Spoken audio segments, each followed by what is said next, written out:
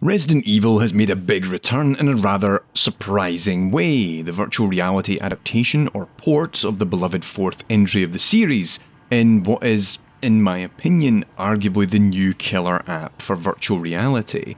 Developed by Armature Studios as an Oculus Quest 2 exclusive, Resident Evil 4 VR is a lot more than a port to another piece of hardware. It's actually a rather comprehensive rebuild of the game, with all the core gameplay mechanics being adapted to better support virtual reality. While the game largely runs on the same code as the original, it's actually been rebuilt from scratch in Unreal Engine 4, including reworked textures, whether AI upscaled I don't know, and extra graphical tweaks were necessary. What this results in is not just a great VR game, but a port that still successfully captures a lot of what you love about the original, while enhancing it in ways that are equally satisfying as they are unexpected. This isn't a perfect adaptation in any sense, given it has to work around the limitations of translating a third-person game into a first-person one, but what it gets right vastly exceeds its limitations.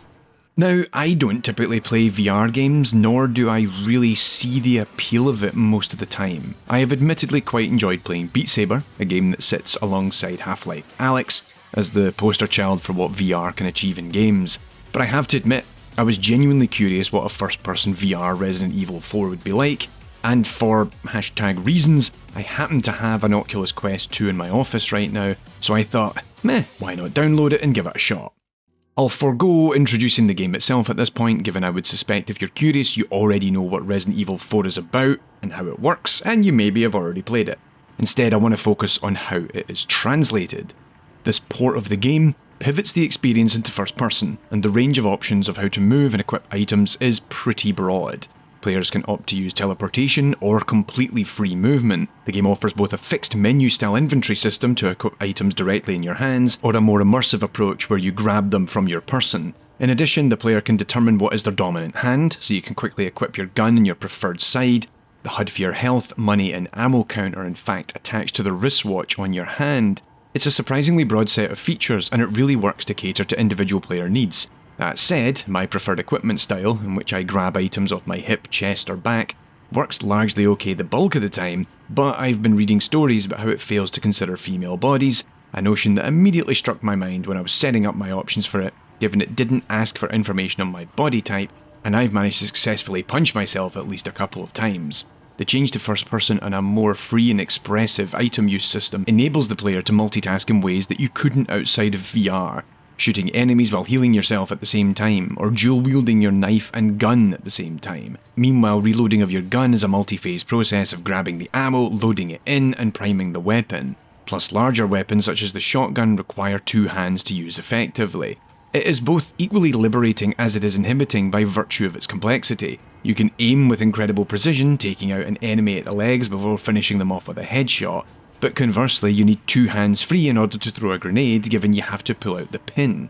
Each of these mechanics feels sufficiently complex that it's a fun and almost natural activity in VR, but is also adding a layer of micromanagement to your gameplay that Resident Evil often thrives upon, but it's doing it in an entirely new way.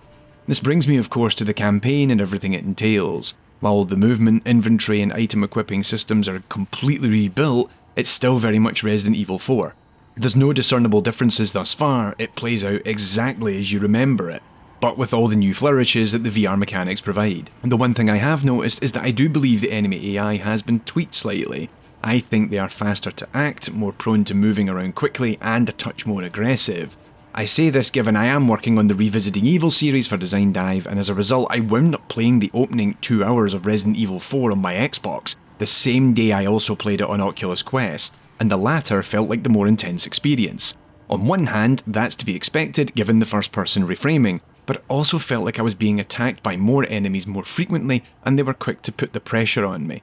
Please note this isn't a complaint, rather I think the game is just the right level of pacing, and while I'm only a few hours in, I'm really keen to see how some of the more intense segments play out later on in this format.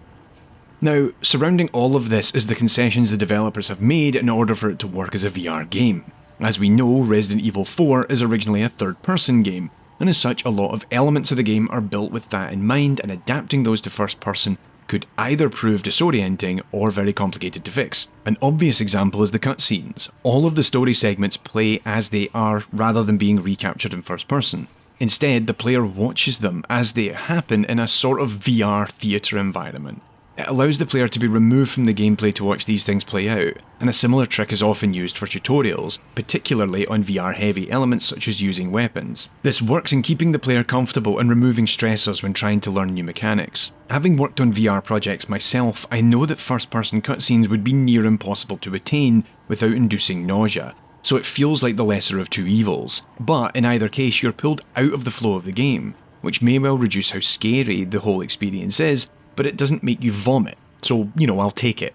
The second thing is that contextual actions, such as kicking enemies, moving furniture to barricade doors, or jumping out of windows, all use a third-person camera during their execution. Again, it's driven by ensuring the player's VR experience better aligns with their real-world senses than being forced to tilt their head and body in a way that is not natural, but it does remind you that you're piloting Leon Kennedy rather than directly experiencing what is transpiring.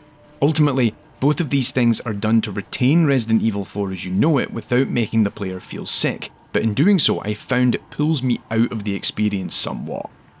That said, I really can't fault it. It's certainly a shining example of not just how to recapture an existing game as a VR experience, but it's also one of the best games I've played on the hardware. Most games I've played on the Quest 2 are very much defined and limited by VR. It's seldom on the same level of detail and scale as a game you'd play on PC and console. Having an established game of this level of detail and substance as a VR title really sets a standard for others to follow. If you own a Quest 2, I'd argue it's an essential purchase. And if you don't, give it a shot if you get your hands on the hardware, it's certainly worth your time. With that, I'll round up this episode of Smoke and Mirrors.